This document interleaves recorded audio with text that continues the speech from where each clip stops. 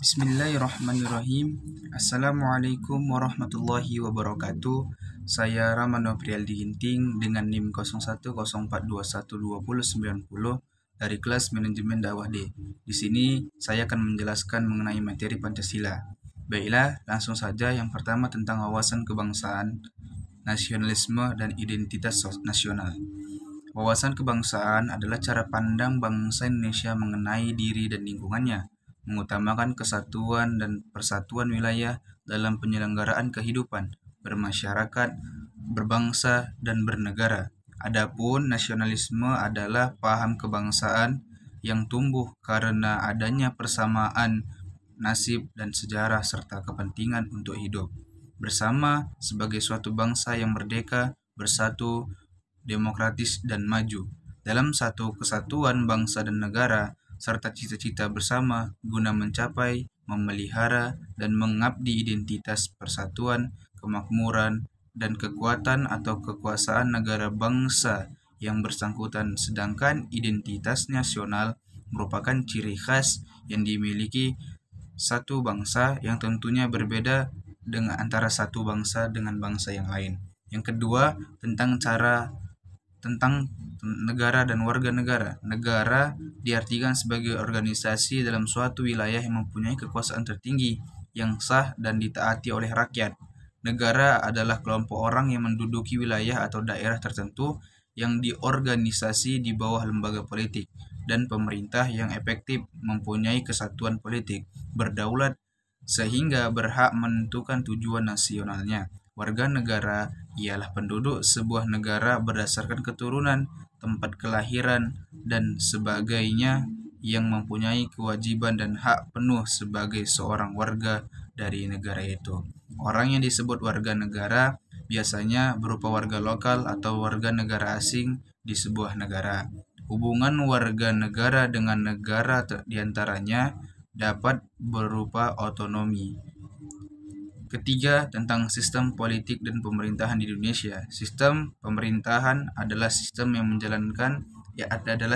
menjelaskan hubungan antara pemegang kekuasaan eksekutif dan pemegang kekuasaan legislatif dalam menjalankan fungsi ketatanegaraannya berdasarkan konsep yang ditawarkan oleh kedua ahli John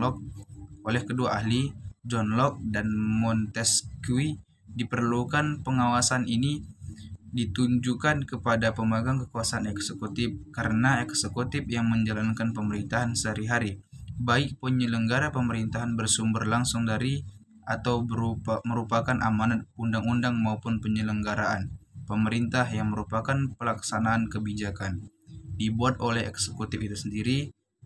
Keempat, tentang sistem politik dan pemerintahan di Indonesia.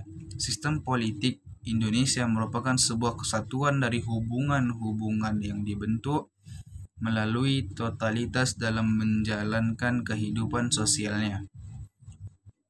Dalam menjalankan nilai-nilai yang telah dimiliki masyarakat Indonesia, adapun sistem pemerintahan Indonesia yaitu masa Orde Lama, Orde Baru, dan masa Reformasi. Yang keempat yaitu HAM dan implementasinya. Di Indonesia, hak asasi manusia adalah sebuah konsep hukum dan normatif yang menyatakan bahwa manusia memiliki hak yang melekat pada dirinya karena ia adalah seorang manusia.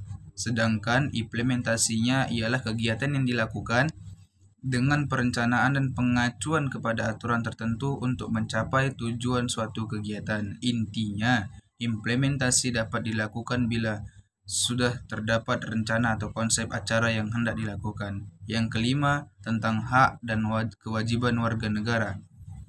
Hak adalah kuasa untuk menerima atau melakukan sesuatu yang mestinya kita terima atau bisa dikatakan sebagai hal yang selalu kita lakukan dengan orang lain.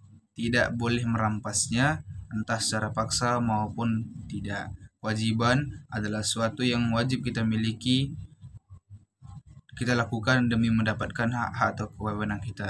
Warga negara adalah orang yang menjadi bagian dari suatu penduduk yang menjadi unsur negara tersebut. Selanjutnya yang keenam, tentang demokrasi. Demokrasi adalah bentuk pemerintahan di mana semua warga negaranya memiliki hak yang sama untuk pengambilan keputusan yang dapat mengubah hidup mereka. Yang ketujuh, tentang konstitusi. Konstitusi bisa diartikan sebagai salah satu perangkat yang membentuk sebuah negara. Konstitusi ini juga merupakan seperangkat prinsip serta aturan yang mengatur suatu negara. Biasanya, aturan tersebut juga terkandung dalam satu dokumen.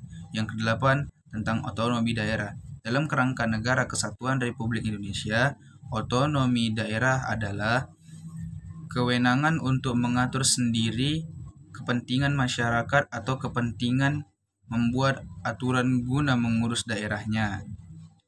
Kesembilan, tentang tata kelola. Pemerintah yang baik dan bersih. Tata kepemerintahan yang baik merupakan suatu konsepsi tentang penyelenggaraan dan pengelolaan pemerintahan yang bersih, demokratis, dan efektif, yang berlandaskan pada prinsip-prinsip antara lain transparan, akuntabel, profesional, efisien, dan efektif. Ke-10, tentang pendidikan anti korupsi. Pendidikan anti korupsi secara umum dikatakan sebagai perilaku budaya yang bertujuan untuk mengenalkan cara berpikir dan nilai-nilai baru kepada semua individu. Pendidikan anti korupsi adalah usaha sadar dan terencana untuk mewujudkan proses belajar mengajar yang kritis terhadap nilai-nilai anti korupsi. Ke-11, tentang masyarakat madani. Masyarakat madani merupakan konsep yang wajah memiliki banyak arti atau sering diartikan dengan makna yang beda-beda. Baiklah, itu saja yang bisa saya sampaikan. Terima kasih atas segala perhatiannya. Mohon maaf apabila banyak kekurangan. Wallahu a'lam bishawab. Assalamualaikum warahmatullahi wabarakatuh.